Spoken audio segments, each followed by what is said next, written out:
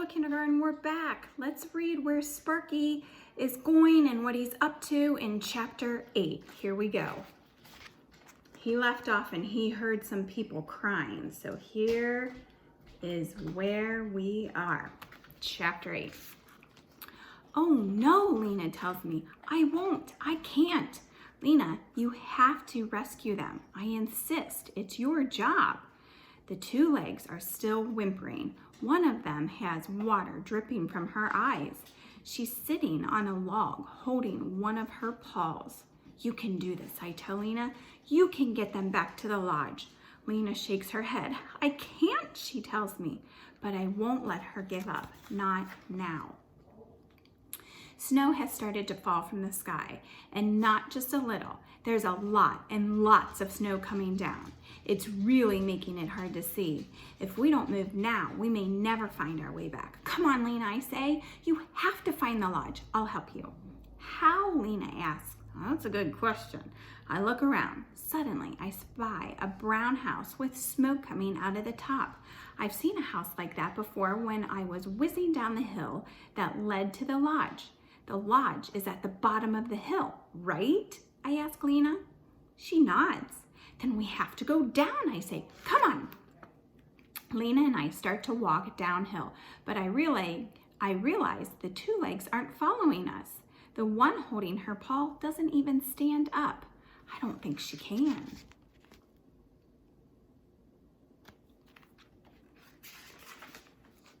How are we going to get her down the hill?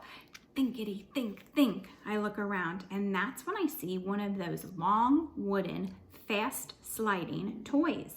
The two legs can sit on the toy. We will pull her down the hill. I use my nose to push the sliding toy closer to her. The two legs stares at me. Besides, she doesn't move. The snow is getting thicker and thicker. We have to hurry. Come on, hurt two leg, I bark. Climb on. Hurt two leg doesn't do anything, but the other two leg bends down and helps her onto the sliding snow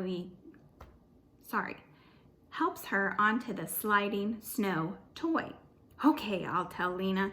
You have to pull her. I'm not big or strong enough. I can do that, Lena says, and she takes the rope at the front of the sliding snow toy in her mouth. Now sniff, I tell Lena. Does anything smell like something you've smelled before? Lena sniffs, and sniffs. I smell trees and maybe cheese. There are trees and cheese at the lodge, I say. And bread, Lena says. I smell bread. We're getting close, she adds.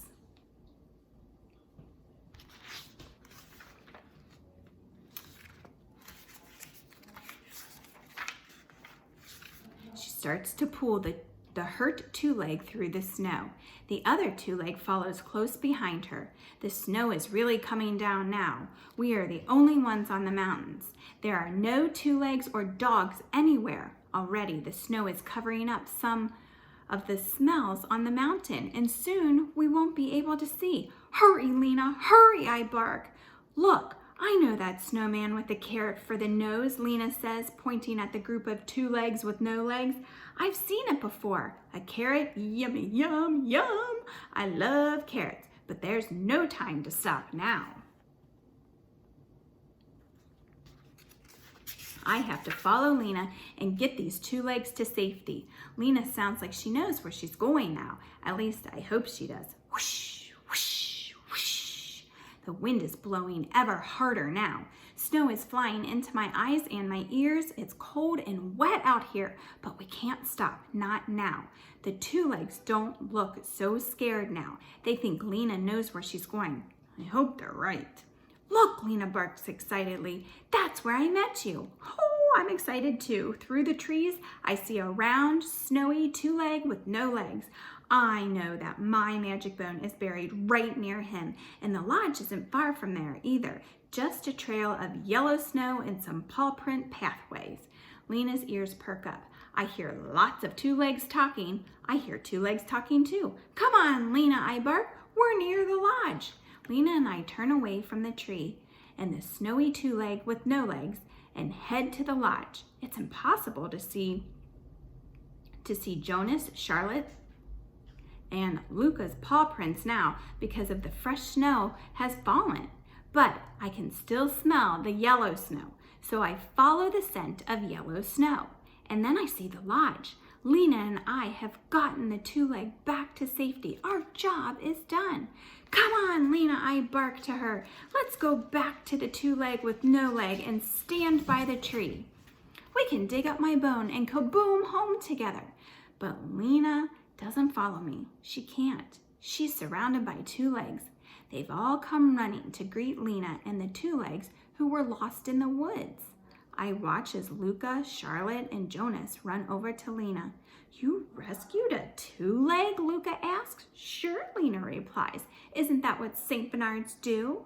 Yeah, but you've never, Luca starts. How did you? Lena doesn't let him finish. I follow my nose, she says, and my eyes and my ears. You're a hero, Jonas tells her.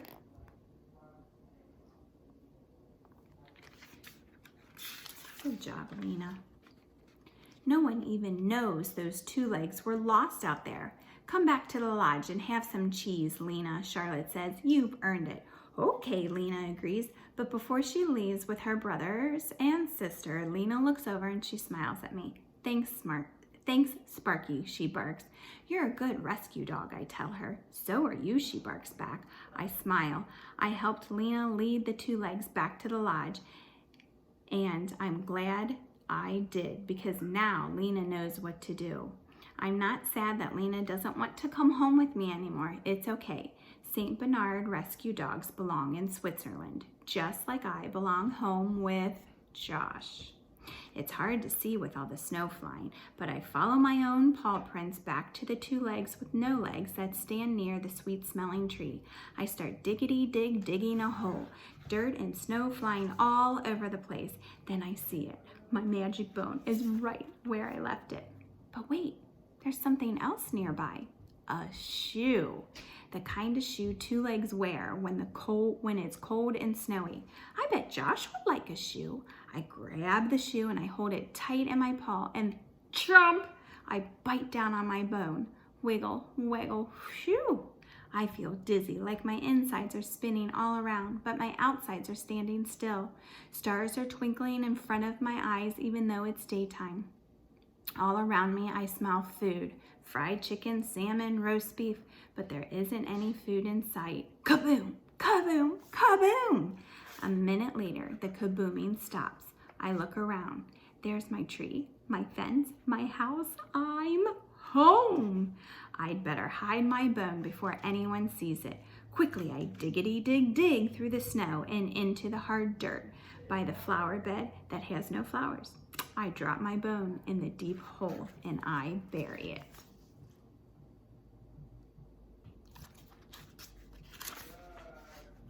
Just then, I hear something outside the yard. It's a big metal machine, the kind with 4 round paws. Josh is home. Josh, Josh, Josh! My paws race to him. Fast, faster, fastest. My fur falls down and covers my eyes. I can't see where I'm running, but my paws keep going. Fast, faster, boom! I slam right into Josh. He falls into the cold, wet snow. Boy, does he look surprised. Josh spots my ripped coat and booties lying in the snow. Uh-oh, he looks kind of angry.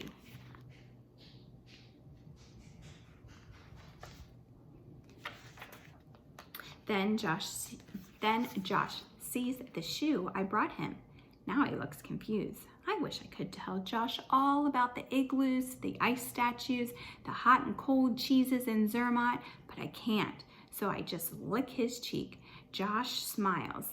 He isn't surprised or angry or confused anymore. He's happy. So am I. I follow Josh into our house. He pours some kibble into my bowl. My kibble doesn't smell as good as cheese in Switzerland. Oh, but that's okay. It's warm and dry in my house. I know where everything is, and I don't need anyone to rescue me now. I am home, and that is wiggle, waggle, wonderful.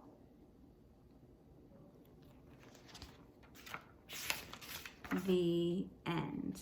And then in the back of the book, like we always go over, there's the fun facts about all the different places that Sparky went on his trip to Zermatt. And there's Zermatt. I wish I had a magic bone to take me to wonderful places. If you had a magic bone, where would you like to go? Sparky goes on a lot more vacations. We have a lot more magic bone books to read. Wonder which one's coming up next. I enjoyed story time with you. Have a great night, kindergarten. I miss you. I love you. Good night.